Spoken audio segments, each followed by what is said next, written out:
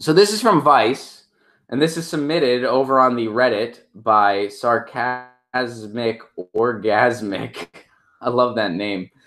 Is it time for progressives to swallow the Russia story, or is this still a distraction from the DNC cheating in the primary? So let's see where this is from. All right, this is from a few days ago. Guccifer 2.0 unmasking makes it a lot harder for Trump to deny collusion. According to this Vice News article, the hacker who stole emails from the DNC was identified Thursday as a member of Russia's elite GRU intelligence agency, according to a Daily Beast report. Known as Guccifer 2.0, the hacker claimed to be from Romania and had no connection to the Kremlin when he passed DNC emails to WikiLeaks months before the 2016 election, but a single slip-up when he failed to activate his VPN client before logging on left an IP address on a server in France, which U.S. investigators traced back to the GRU's headquarters in Moscow. Officials have reportedly identified the particular officer who's responsible, but the Daily Beast sources didn't name them. Okay. The sources did say the U.S. investigation into Guccifer 2.0 had been taken over by Special Counsel Robert Mueller, a move sure to rattle the Trump campaign staff. That Russia interfered in the U.S. election is widely accepted, and there is growing evidence by some members of Trump's campaign team had contact with people linked to the Kremlin ahead of the vote. Yeah, we know that that one guy, that one young staffer said, hey, apparently somebody has this thing. Should we meet with them? And they blew that person off. We know that. We also know that there was a, very just whatever email exchange between WikiLeaks and Don Trump Jr., which really had nothing to do with any type of collusion. It was just a reasonable email exchange.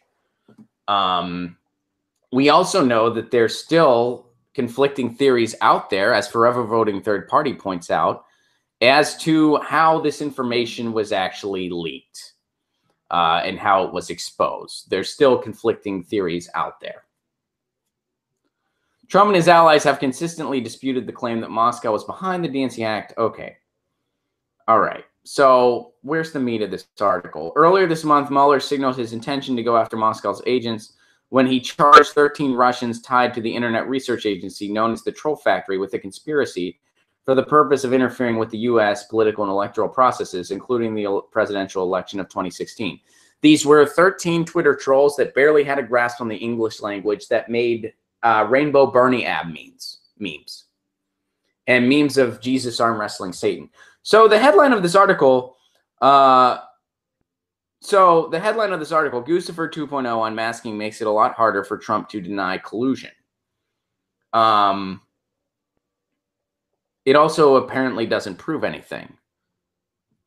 So a pro totally pulled a Novus move. And keep in mind, the article was given the disclaimer, is it time for, here, let's go back to their disclaimer. Is it time for progressives to swallow the Russia story, or is this still a distraction from the DNC cheating in the primary?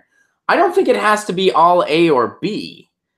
And I guess by swallowing the Russia story, you mean like just accept it. And I don't, it's not a matter of accepting it or not accepting it. I mean, I've been saying from the beginning, if they find something substantial, let's deal with it when it happens.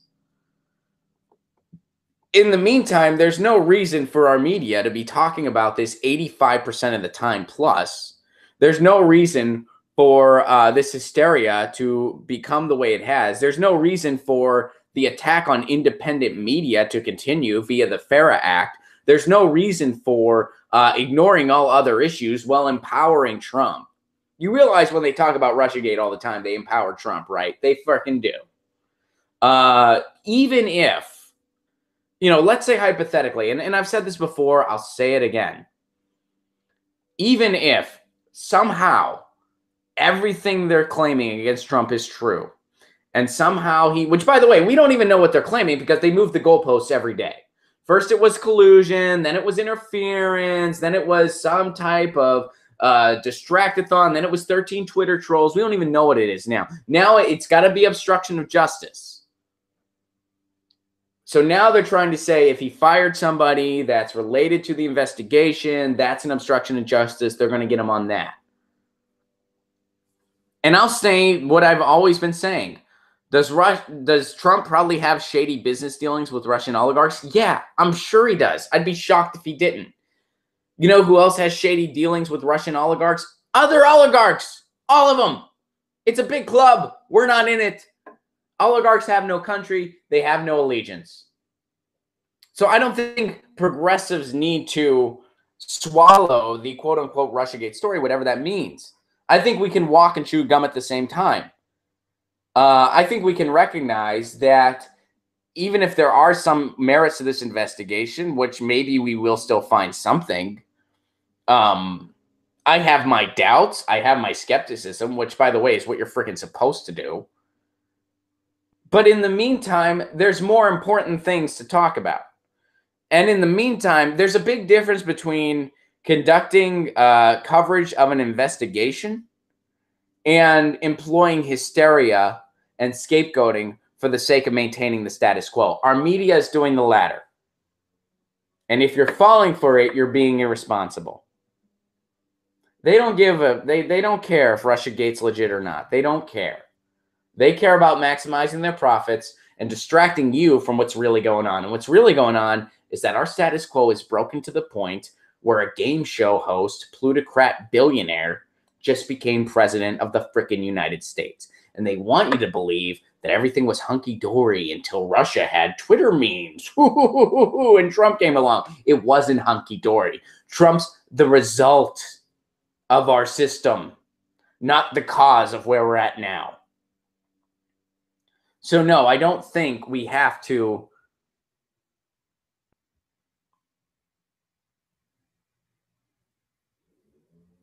I don't think we have to just bite the bullet on anything.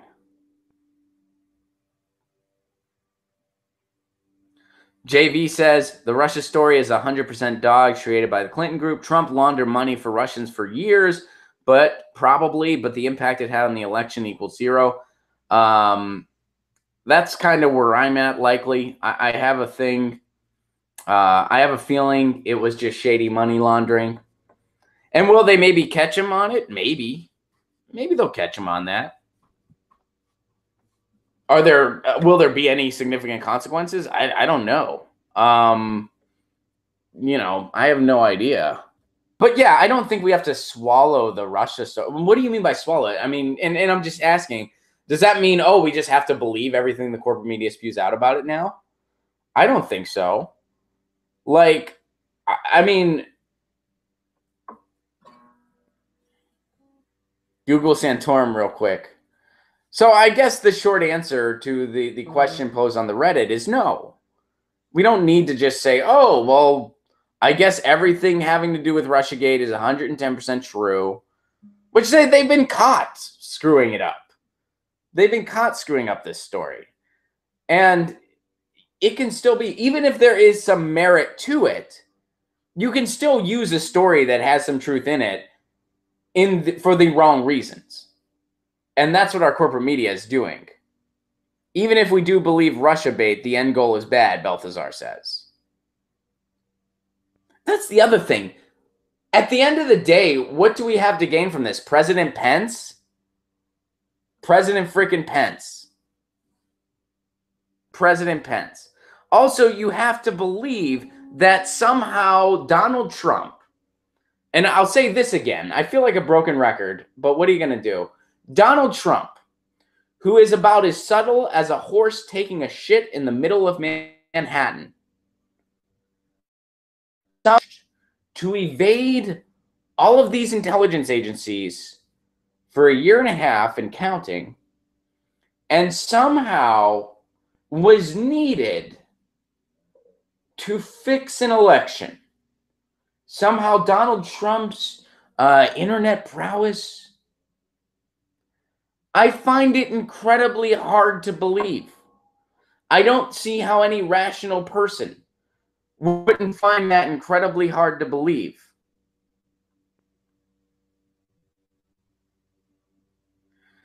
So, yeah, I mean, we'll see what happens. I don't know when this is going to end, but I have a feeling that the establishment wants to see this go on indefinitely. Hey guys, thanks for watching. That was a clip from Get Your News On with Ron, the world's first viewer-curated streaming news show. What does that mean? That means I log on to a stream and people tweet me articles over on Twitter at Ron Placone, or they use our Reddit subsection, which is just Get Your News On with Ron over on Reddit. And that's how we build the show. I'm seeing all these articles for the first time. We are literally getting our news on together. Follow me on Twitter at Ron Placone so you can participate. And this show streams live every Tuesday through Friday at 10 a.m. Pacific Standard Time. So please do tune in. If you want to support this show, you can do so over on patreon.com/Ron Placone, where for as low as $1 a month, you get access to exclusive podcasts every week, exclusive videos, free tickets to shows when I'm performing in your town, and more for as low as $1 a month. Please do consider it. Thank you so much for your support. This has been Get Your News On with Ron.